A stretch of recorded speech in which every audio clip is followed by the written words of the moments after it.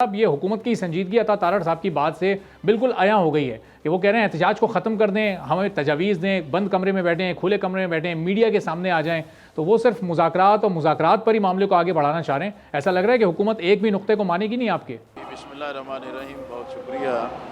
دیکھیں دھرنا جاری ہے الحمدللہ، اس میں جوش و خروش بھی بڑھ رہا ہے، پوری قوم کی حمایت اور تعاون بھی اس میں ہمیں بڑھتا چلا جا رہا ہے. خواتین بھی، مرد بھی، نوجوان بھی، بزرگ بھی، کسان بھی، اس کی شرکت میں مسلسل اضافہ ہو رہا ہے. رات اسماعیل ہانیہ کا جو مہمانہ نواز جنازہ تھا وہ بہت ہی ایک تاریخی شرکت اچھا تھی. لیکن صاحب آپ سے یہ درخواست ہے میری بہت ہی احترام کے ساتھ کہ اگر آپ تھوڑا سا لاؤڈلی بول سکیں، چونکہ آپ ظاہر دھرنے میں بیٹھے ہیں، ہمیں اندازہ اس بات کا وہاں بہت شور شرابہ ہے، تاکہ آپ کی بات بالکل صاف اور واضح انداز میں ناظرین تک جا سکے.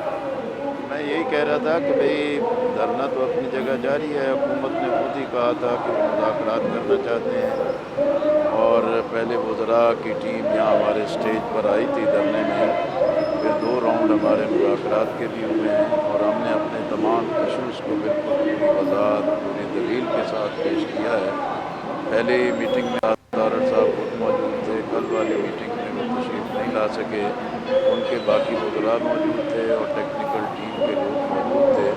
ہمارے ہر نقطے سے انہوں نے اتفاق کیا تھا، اور ہم نے ان کے وضاحت کے ساتھ کہا تھا کہ یہ بجلی کے بل اور یہ پیٹرول کی قیمتیں، تنخواہ دار طبقے پہ اضافی بوجھ، IPPs کا جو ظلم ہے، اور غیر ترقیاتی جو اخراجات پر عیاشیاں ہیں، اب عوام کے لیے یہ قابل قبول نہیں ہے.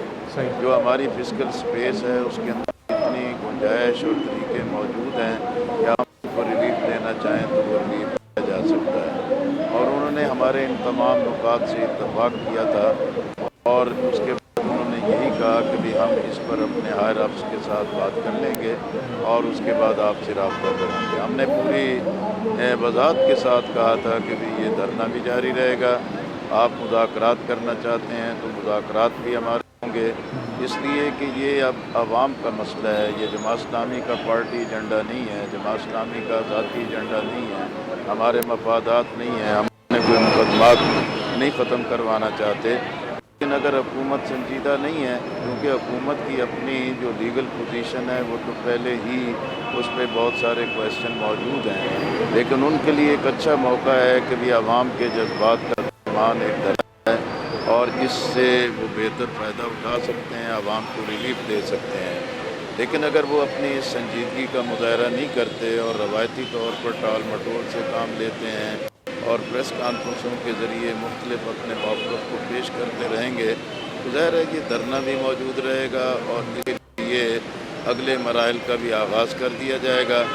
اور جس طرح لوگوں کے اندر ایک پورا ولولہ، جوش اور جذبہ موجود ہے، تو یہ احتجاج پورے ملک میں بھی پھیلے گا. اگر حکمران عوام کو جینے کا حق نہ دیں، ان کی خوشیاں چھین لیں، تو ایسے حکمرانوں کا عوام پر مسلط رہنے کا پھر کوئی حق موجود نہیں ہے. اگر وہ رہنا چاہتے ہیں، لوگوں کو ریلیف دیں، لوگوں کے مسائل سنیں، لوگوں کی آواز سنیں، لوگوں کا دکھ درد سنیں. یہ تو ممکن نہیں ہو سکتا کہ اب مٹھی بھر اشرافیہ جو ہے وہ عوام کے ساتھ یہ مذاق کرتا رہے اور لوگ ان چیزوں کو خاموشی سے برداشت کرتے رہیں. یہ میڈیا کی آزادی کا دور ہے، سوشل میڈیا کی آزادی کا دور ہے. حکمرانوں کی نااہلی، ان کے جو ناکامیاں ہیں وہ عوام پر بالکل واضح ہیں. اسی صورتحال میں لوگوں کے اندر پھر ایک غصہ اور لاوا پھٹے گا، اور اس کے سامنے حکمرانوں کا ٹھہرنا ممکن ٹھیک ہے. نہیں. تو لیاقت صاحب آپ کی جو 2-3 بنیادی بڑے نکات ہیں، جو مطالبات ہیں، ایک تو یہ پیٹرول کی قیمت کم کی جائے، اس پہ سے لیوی ہٹائی جائے، تو وہ کتنی کمی آپ چاہتے ہیں؟ ہمارے جو مسائل ہیں وہ یہ ہیں کہ بھی جو اصل لاگت ہے اور اصل اس کی قیمت خرید ہے، اسی کو ہی عوام کو مہیا کرنا چاہیے.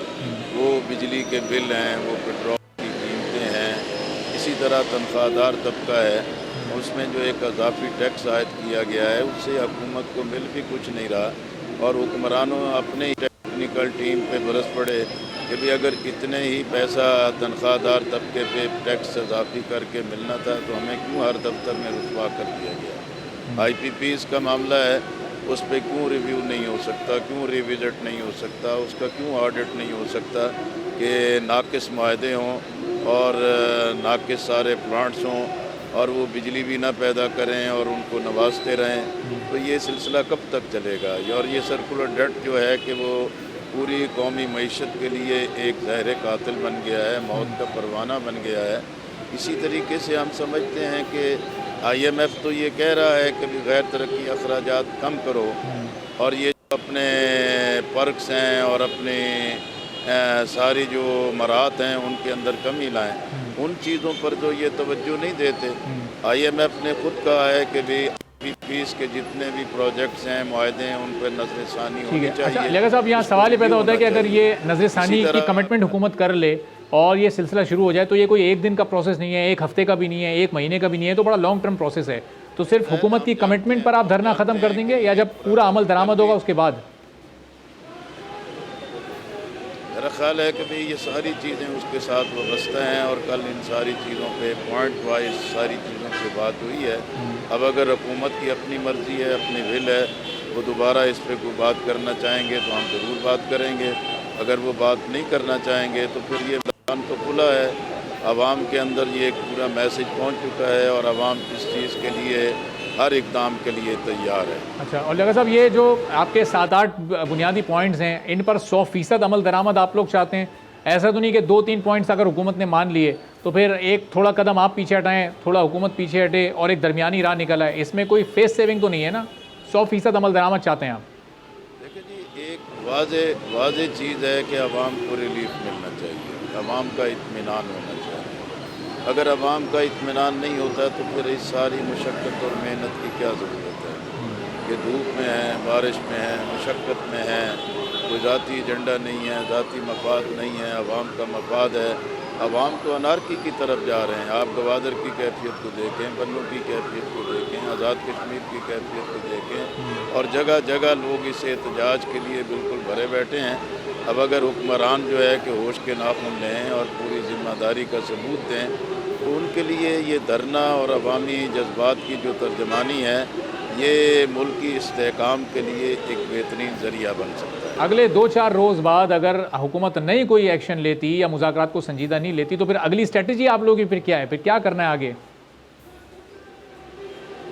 حافظ نعیم الرحمان صاحب نے آج پریس کانفرنس میں یہی کہا ہے کہ اگلے 2 دن میں ان چیزوں کو کسی طرف لگائیں، وگرنہ ہم اپنے طے شدہ منصوبے کے مطابق اگلے مراحل کا اعلان کریں گے۔ اچھا، اور جو ہمارا باقی یہ دھرنا نہ کسی کی فرمائش پہ ہے نہ کسی کے دباؤ پر ہے۔ اچھا، جو باقی دیگر صوبوں میں آپ لوگ دھرنا دینے جا رہے ہیں تو ان کے صرف بڑے میں اب آگے دھرنا موجود ہے جی تمام شہروں میں پلان ہے یہ؟ کراچی، لاہور، جتنے صوبائی دارالحکومت ہیں؟ یہ انشاءاللہ جی بالکل اعلان ہوتا جائے گا۔ روزانہ 11:30 بجے پریس کانفرنس ہوتی ہے اور جو بھی مرحلہ ہوتا ہے اس کی اناؤنسمنٹ کر دی جاتی ہے اور آپ کے ذریعے ہی یہ پیغام عوام تک۔ اور ابھی جس مقام پر آپ موجود ہیں یہاں سے آگے پیش رفت کرنی ہے چونکہ اب آگے ظاہر ریڈ زون بھی ہے، اگر حکومت پر کوئی دباؤ بڑھانا ہے تو یہاں سے مزید پیش رفت کا پلان ہے آپ لوگوں کا حافظ صاحب کی واپسی کے بعد؟ میرا خیال ہے جی کہ بھی یہ بالکل ہمارا طے شدہ پلان ہے کہ بھی جس حد تک ممکن ہو سکتا ہے ہم مذاکرات بات چیت کے ذریعے اسی دھرنا اور اسی مقام پر بیٹھ کے اس مسئلے کا حل چاہتے ہیں۔ اور لیکن صاحب دیگر جماعتیں بھی اب آپ کو جوائن کرنا چاہ رہی ہیں اور آپشن ہیں تو پھر ہم اپنے آپشنز پہ بھی آگے بڑھیں گے۔ ہم نے دیکھا پاکستان تحریک انصاف نے بھی آپ کے دھرنے کی حمایت کی، اگر وہاں سے کوئی وفد آتا ہے تو اس کو آپ لوگ ویلکم کریں گے؟ 5 اگست کو وہ بھی ایک احتجاج کا اعلان کر رہے ہیں اور وہ بھی یہ چاہتے ہیں کہ آپ بھی اس میں شرکت کریں۔ ہمارے اس دھرنے کی تو پوری قوم حمایت کر رہی ہے اور کوئی بھی ہمارے اس دھرنے کی حمایت میں بات کرتا ہے ہم اس کو ویلکم کرتے ہیں، اور اگر کوئی یہاں تشریف لاتے ہیں تو ان کا بھی خیر مقدم کریں گے۔ بہرحال یہ پلیٹ فارم جماعت اسلامی کا ہے اور جماعت اسلامی نے اپنے اس دھرنے کا ایجنڈا بالکل متعین کیا ہوا ہے، حالانکہ باقی تمام چیزوں پر بھی ہمارا پورا موقف موجود ہے، لیکن یہ دھرنا خالصتاً پاکستان کے عوام کے معاشی مسائل ہیں اور اس میں ان کو ریلیف دلانا ہے۔ سبسکرائب کریں اور بیل دبائیں تاکہ کوئی خبر رہ نہ جائے۔